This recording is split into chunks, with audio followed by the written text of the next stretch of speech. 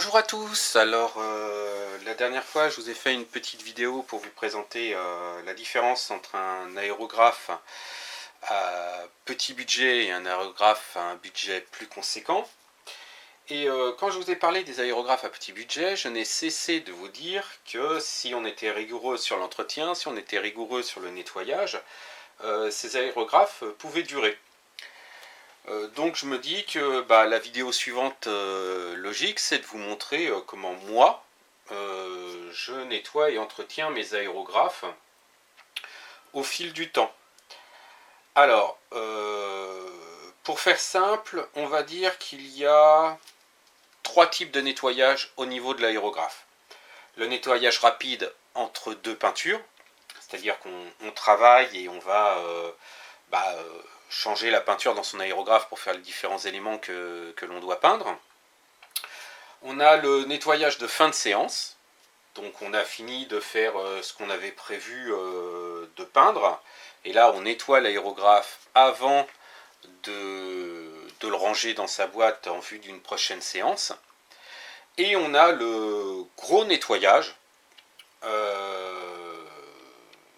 qu'on va faire je sais pas, une fois par mois, une fois tous les 2 mois, ou alors lorsqu'on rencontre un problème de bus bouché ou ce genre de choses. Moi généralement le gros nettoyage je l'utilise essentiellement avec mon aérographe qui me sert pour vernir. L'aérographe avec lequel je peins, habituellement le nettoyage de fin de séance, pour le moment en tout cas, suffit amplement. Alors, je vais vous présenter ça. Là, je viens de peindre une pièce. Voilà, une toute petite pièce. Le casque d'un pilote de Eggplane Hasegawa d'un VF, un avion Macros. Donc voilà, un petit peu de bleu. Et beaucoup de masquage pour pas grand chose, mais j'aime bien que ça soit nickel, donc je l'ai fait à l'aérographe.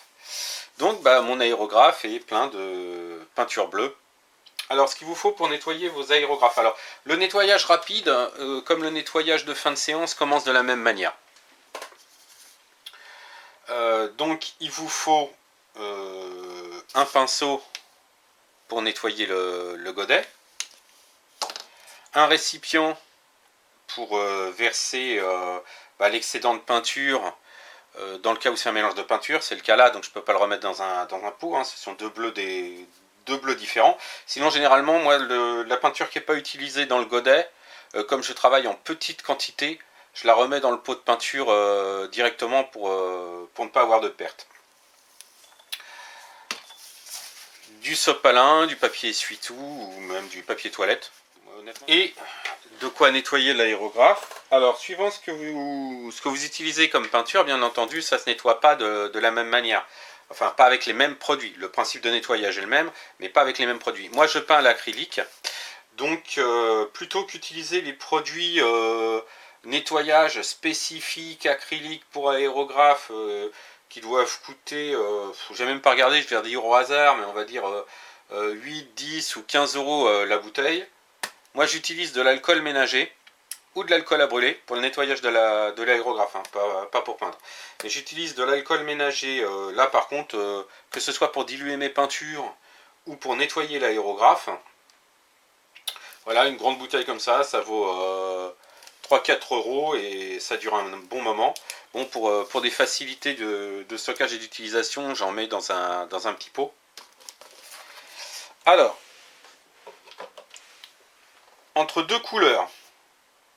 Ah oui, puis j'oubliais également un pot qui sert à purger, à vider l'aérographe. Donc c'est un pot, alors ça je l'ai acheté, vous pouvez le fabriquer, mais bon,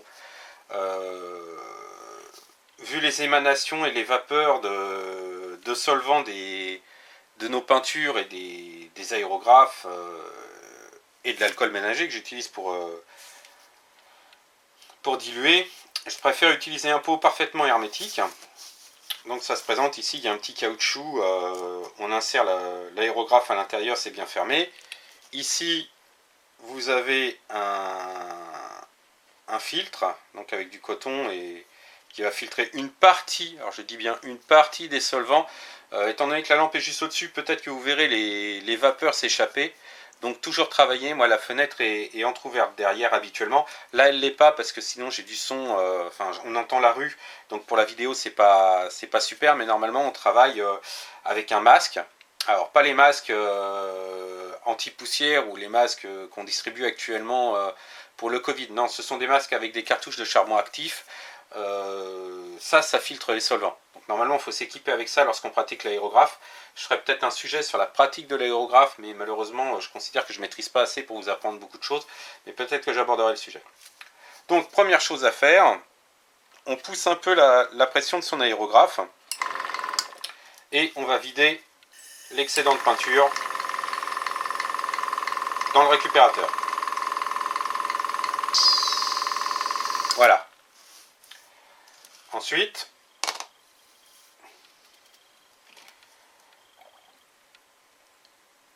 on met de l'alcool dans le godet. Alors moi, pour transvaser et doser mes peintures, et également utiliser les produits, j'utilise des petites pipettes en plastique 3 ml qu'on trouve sur Amazon pour 1 ou 2 euros le paquet de 100. Par contre, faut pas être pressé, hein, ça vient d'Asie, donc faut compter 3-4 semaines le délai de livraison. C'est quand même plus intéressant parce que le même lot, mais que vous allez avoir en 48 heures parce que ça vient d'Allemagne ou d'Italie la plupart du temps je crois, c'est une dizaine d'euros. Donc ça vaut le coup d'attendre, moi je les achète par 100 ou 200. Sinon vous avez la possibilité aussi d'utiliser les petits flacons de sérum Phi pour se rincer l'œil ou les plaies. Une fois vidés, vous les conservez et ça peut servir comme compte-gouttes pour doser les produits. Donc, hop, on va touiller pour retirer les excédents de peinture sur le godet. On verse la peinture dans le récipient qui nous sert à récupérer le tout. On purge de nouveau. Alors ce modèle a le godet, comme je vous le présentais, a le godet qui se démonte, donc c'est bien pratique. On passe un petit coup de chiffon dans le godet pour que ça soit bien propre. Ah, j'avais oublié de vous parler d'un autre ami du maquettiste et qui sert dans beaucoup de cas, le coton-tige. Donc ça aussi c'est important d'en avoir pour nettoyer l'aérographe. Je donne un petit coup rapide dans le godet pour essuyer le surplus. Vous voyez, j'ai passé le chiffon et à l'œil il semble n'y rien avoir, et pourtant vous voyez encore un peu de peinture sur le chiffon, sur le coton-tige. Je passe un coup de coton-tige rapidement. Ah, évidemment j'ai oublié de l'imbiber, voilà, imbiber d'alcool dans le réceptacle. Alors ça a deux raisons hein, de l'imbiber d'alcool. Le premier, bon, ça nettoie, et le deuxième, ça permet également qu'il n'y ait pas de peluche qui partent. Donc voilà, hop, par mesure de sécurité, je refais passer un coup d'alcool pour bien rincer.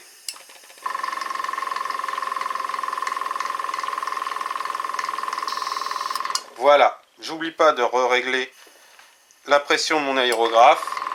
Et là, l'aérographe est prêt pour passer à une seconde couleur. Alors, bien entendu, la logique veut qu'on parte de la couleur la plus claire vers la plus foncée.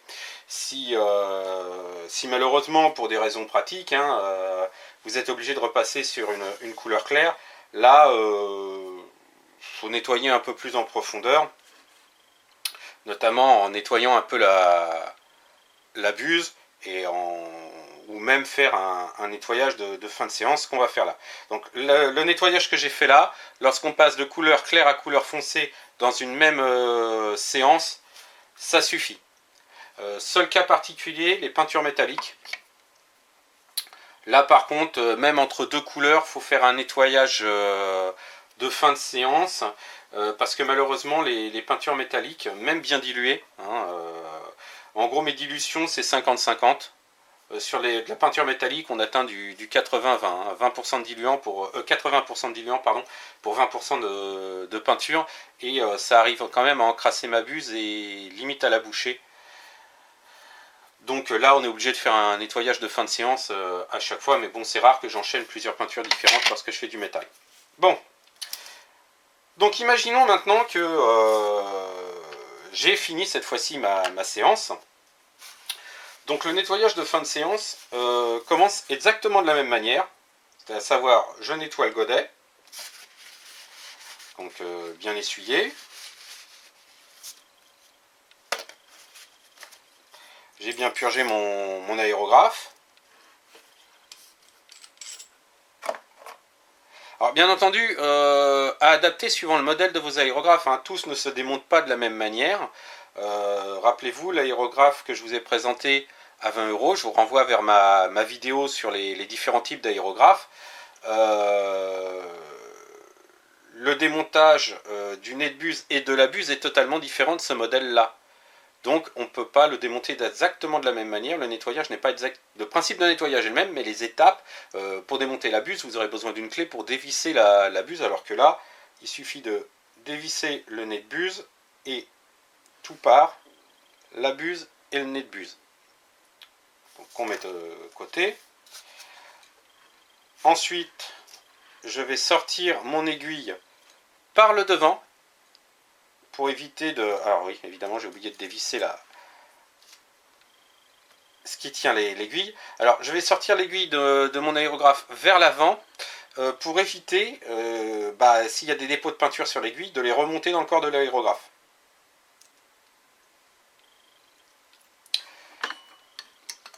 Je pose le corps de l'aérographe en lieu sûr.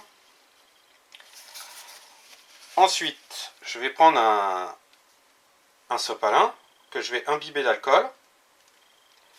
Et délicatement, n'oubliez pas qu'une aiguille c'est fragile, je vais essuyer mon aiguille d'aérographe. Voilà, comme ça. Alors là, vous n'allez pas voir énormément de crasse se déposer sur le sopalin, simplement parce que, comme je vous ai dit, ma séance d'aérographe a été courte.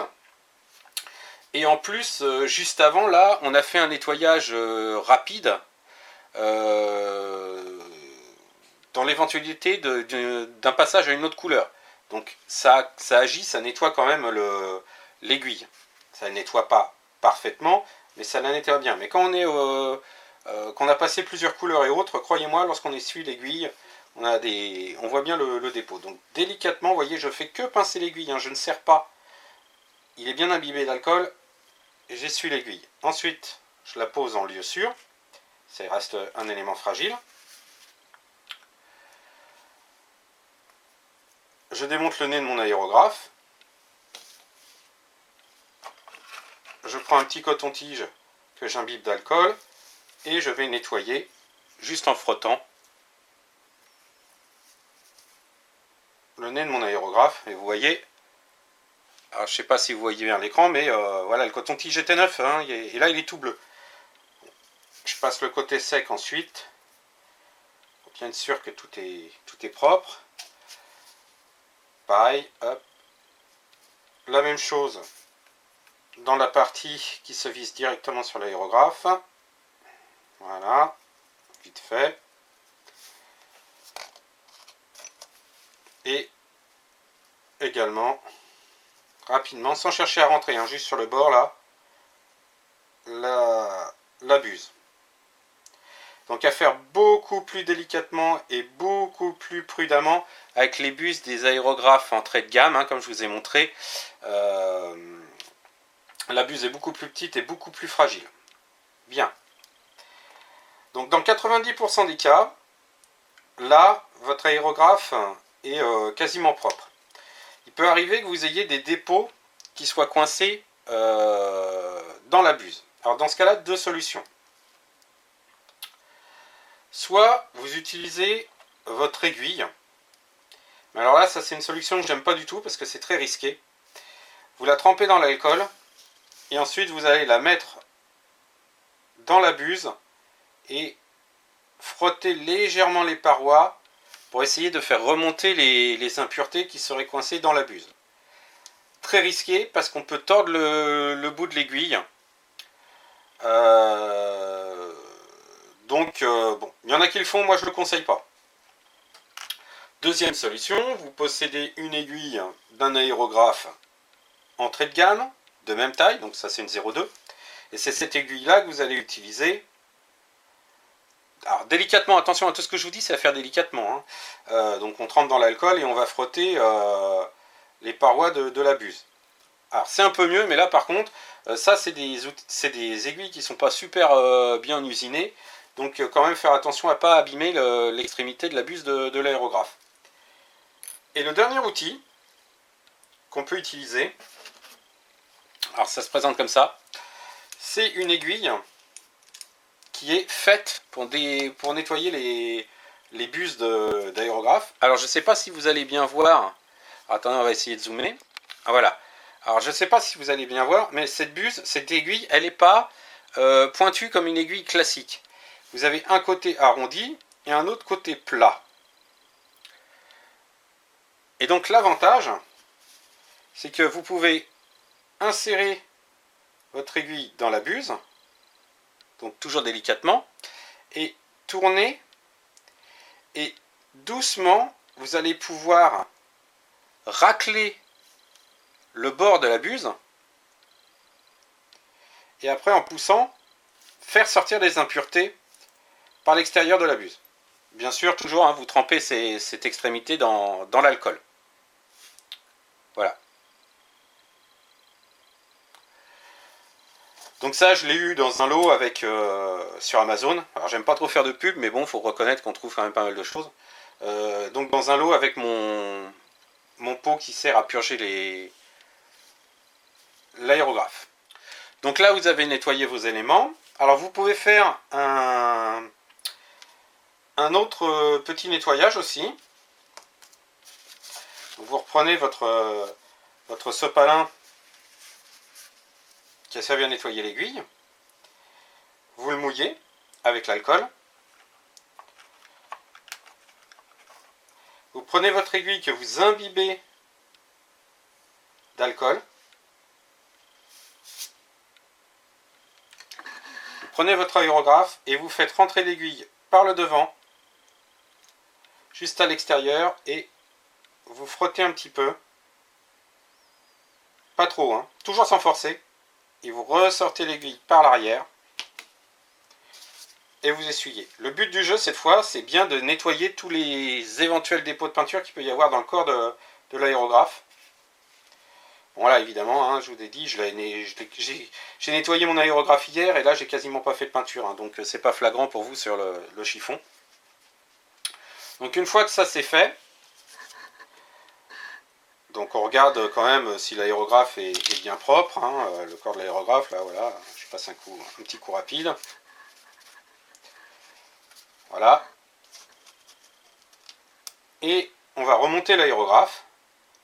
Donc je rentre l'aiguille et je la remonte au-delà de l'extrémité, bien au-delà. Hop. Ensuite, je remonte tout ce qui constitue le nez de l'aérographe. Donc le nez de buse, la buse, que je remonte sur l'aérographe. Hop. Je monte le godet. Je prends une dose d'alcool. Je mets mon aérographe à une pression de 1 bar, 1 bar et demi. Et je pulvérise en laissant s'écouler l'alcool.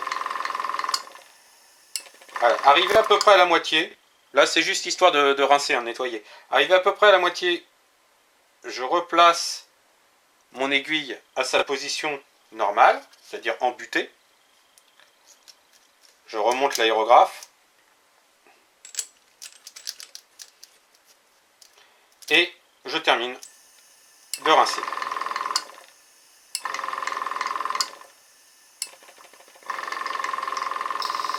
Voilà. Et à ce moment-là, le nettoyage de fin de séance est terminé. On peut finaliser en passant un petit coup de chiffon pour essuyer l'aérographe. Bon, normalement, là, voilà, il est propre. Il n'y a plus qu'à le ranger dans sa boîte.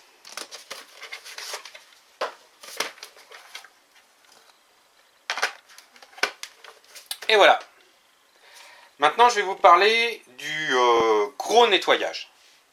Déjà, ça c'est pas mal. Hein. Si vous faites ça régulièrement, et à la fin de chaque séance, votre aérographe aura une durée de vie très longue. En revanche, il peut arriver, parfois, alors, comme je vous disais avec les peintures métalliques par exemple, que ce type de nettoyage ne suffise pas pour bien nettoyer l'aérographe. Dans ce cas-là, on utilise un outil bien pratique. Voilà, c'est ça. Alors, c'est le bac à ultrasons. Alors, qu'est-ce que c'est que le bac à ultrasons? Alors, le bac à ultrasons, comme son nom l'indique, c'est un bac dans lequel on va verser du liquide. Donc, dans cette cuve, vous allez verser du liquide. Alors, suivant ce que vous nettoyez, ça peut être de l'alcool, hein, bien sûr. Ça peut être de l'eau avec une goutte ou deux de produit vaisselle. Ou alors, dans le cas de mes aérographes qui me servent à faire le vernis, c'est un... J'utilise donc du glanzer. Voilà. Donc le glanzer, parce que c'est un produit qui sert à décaper les vernis de carrelage. Et comme j'utilise moi du clear pour nettoyer mes... pour nettoyer. J'utilise du clear pour vernir mes maquettes. Et ben ça c'est le produit qui sert à retirer le clear sur les carrelages. Donc parfait pour nettoyer l'aérographe. Alors à faire attention, c'est quand même assez corrosif. Donc les joints en caoutchouc ils aiment pas. Alors donc, on met le liquide dans le bac à ultrasons jusqu'au niveau indiqué. On met les pièces à nettoyer dans le bac à ultrasons. Donc généralement dans ces cas-là, là il n'y a pas trop le choix. C'est on prend l'aérographe et les pièces à nettoyer, à savoir le godet. Alors là le tube qui sert à protéger l'aiguille à l'arrière, ça c'est pas la peine. Mais toutes les pièces qui sont vraiment encrassées sont à nettoyer. On les met dans le bac à ultrasons.